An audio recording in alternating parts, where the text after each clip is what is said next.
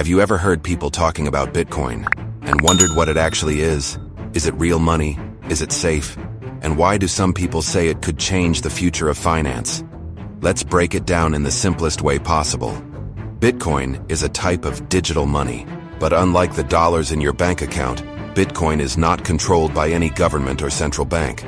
There's no Federal Reserve, no physical bills, and no single company running it. Instead, Bitcoin runs on a system called blockchain, a public digital record of every transaction. Now that might sound complicated, but here's an easy way to think about it. Imagine a notebook that records every time someone sends or receives money. But instead of one person holding that notebook, millions of computers around the world have a copy of it. Every time a transaction happens, it gets recorded in that notebook, and everyone can see it. That's basically what blockchain is. Because so many people have access to the same record, it becomes very difficult to cheat or fake transactions. Now let's talk about how Bitcoin actually works. When you send Bitcoin to someone, you're not sending a physical coin. You're sending a digital signal that says, "This amount now belongs to this person."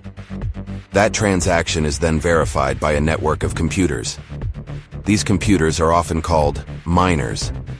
Miners solve complex mathematical problems to confirm transactions and add them to the blockchain. In return, they are rewarded with new Bitcoin. This is how new Bitcoin is created. But here's something important. Bitcoin has a limit. Only 21 million Bitcoins will ever exist. That's very different from regular money, which governments can print whenever they want. Because Bitcoin is limited, many people see it as a way to protect against inflation.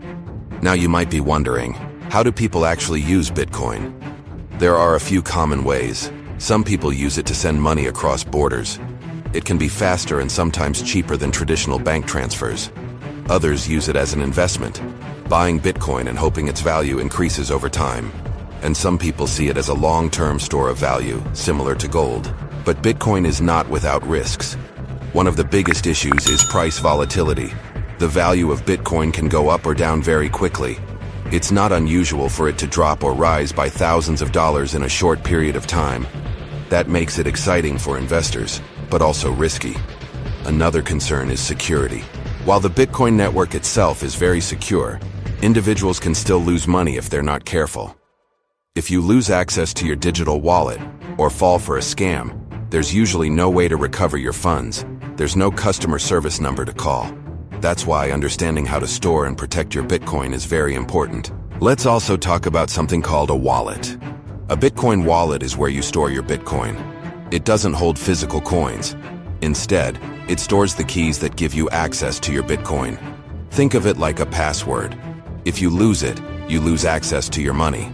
Now, you might be wondering, is Bitcoin legal? In most countries, including the United States, Bitcoin is legal to buy, sell, and hold. However, regulations can change, and it's always important to stay updated. So, is Bitcoin a good idea? That depends on your goals. If you're looking for something stable like a savings account, Bitcoin may not be the best choice. But if you're interested in new technology, long-term investment, or diversifying your portfolio, it might be worth learning more about. The key is to never invest more than you can afford to lose. Bitcoin is still relatively new compared to traditional financial systems. It was created in 2009, which means it's just over a decade old. And yet, in that short time, it has already changed how people think about money. It introduced the idea that we can transfer value without banks, without borders, and without middlemen. That's a powerful concept. So, to sum it all up, Bitcoin is digital money that runs on a decentralized network. It's limited in supply, transparent, and not controlled by any single authority. It has the potential to reshape finance, but it also comes with risks. If you decide to explore Bitcoin, take your time, do your research, and stay cautious, because when it comes to money, understanding is always your best investment.